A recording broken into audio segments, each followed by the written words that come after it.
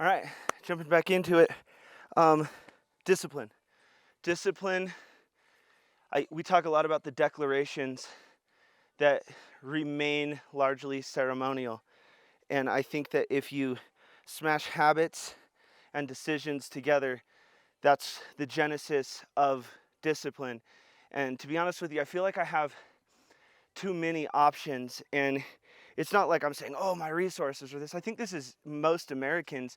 I love the phrase coined by Tony Robbins. He says, in an age where we are drowning in information, we are starving for wisdom. And wisdom is kind of focused information, focused thought, focused action.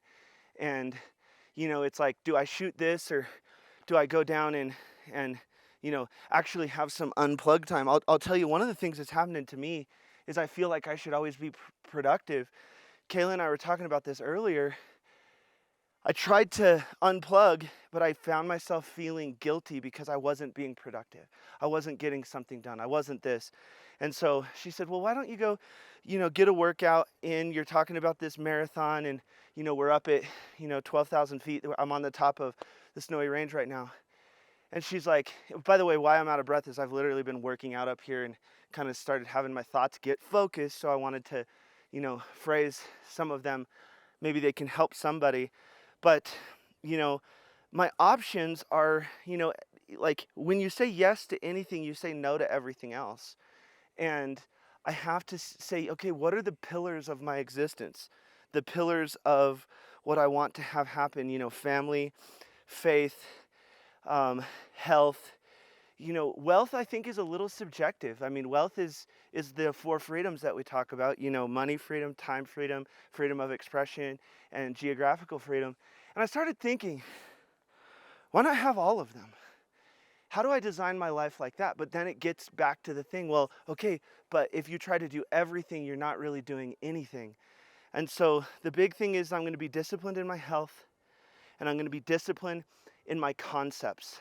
And I'm going to get driven crazy by all these flies. We're going to have the B-roll shots and stuff of, me working out and have my resistance bands and I'm doing all this stuff and getting attacked by flies as well, apparently. But I think I totally lost my train of thought. So we're going to, press the restart button, not physically, because I want to keep going.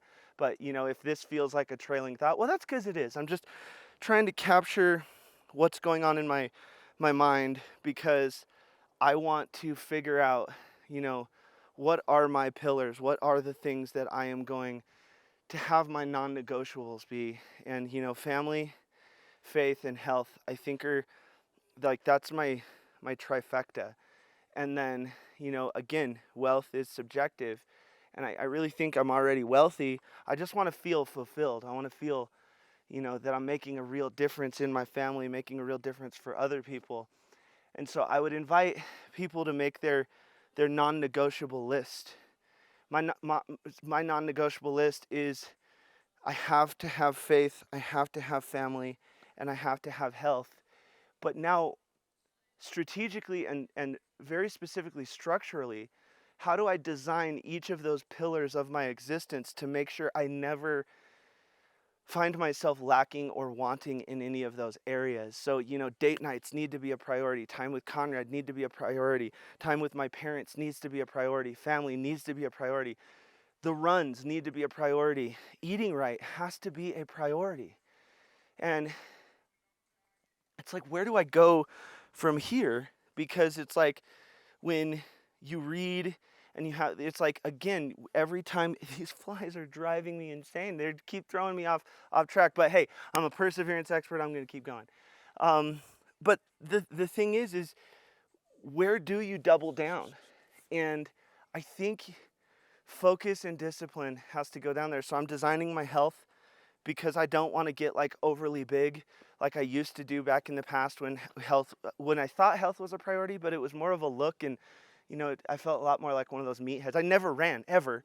And now I find myself loving running. Thank you, Craig and Meredith, and shout out Craig and Meredith because we're going to be running a marathon together up in PEI in Canada, which is it was like one of those last little puzzle pieces for me that kind of locked my health in, because I just wanted to be healthy and have my cardiovascular, and I wanted to explore. I find myself exploring, like literally just sticking on my headphones and going, okay, where can I run now? Where can I go? And I'm not like, it used to be like, oh my God, I don't want to return this shopping cart.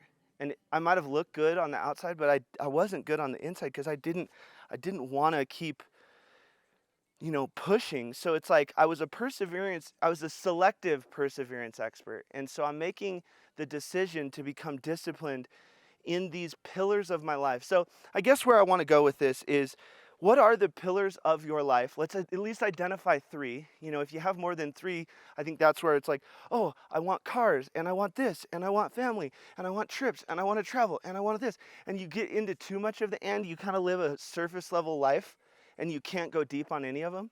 So what I invite you to do is identify three pillars of your life, but then structure three non-negotiable things inside of your life that are going to support those pillars, because they really are what's holding you up and giving you the great ideas for next year, giving you the great idea for the next decade of your life, giving you the next great idea to, get a generational like legacy going, something where people are like, oh my God, you were the one that changed everything for me.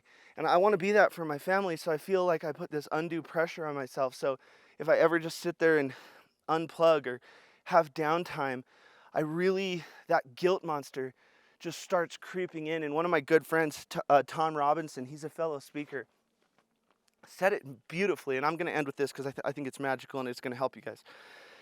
He said, everybody has a terrorist inside of them. It's the person that's sitting on your shoulder and it's like, you're not good enough. You can't do this. You're never going to do that. Person's better. They're the people who start comparative reality. It's that person just like sitting there nagging and nagging and nagging and nagging. And at some point you have to stop negotiating with that terrorist. At some point you have to stop letting that person have power inside of you. And everyone, I love the saying, we never actually get rid of our demons. We only get disciplined enough to rise above them.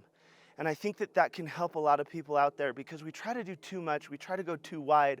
We get over leveraged in our time, energy, money. We over leverage the people. We don't double down and have those deep relationships that we need, all because we're trying to please this terrorist inside of us that's saying, you're not doing enough, you're not good enough, you're not smart enough, that person's better. Or they're starting to look, that person's trying to do this. They're trying to drive wedges into you and your future, and you and someone who's challenging you in the right way. And I'm telling you, stop negotiating with terrorists. Stop negotiating with that little voice inside of you that is tearing you down day in and day out. And I think that if we can get disciplined enough to rise above our demons, we're going to really live a much better life. The problem is, when we dip down into that valley, we just can't fly as high as we normally do on that day. Our demons are right there to try to grab us and pull us down into the despair and what I like to call the plum party. So, I'm up here just collecting my thoughts and running and working out, and I have these, I'm trying to get disciplined back in my, because I'll be honest with you, I did not want to do this today. No part of me wanted to do this, but I'm here, and I'm gonna keep going, because I'll tell you right now, this is a decision right now, and I'm really leaning on the fact that I am persevering through it, but it has not turned into a habit. It has not turned into super discipline to where it's automatic. I wake up and I'm like, I'm just going to do it anyway.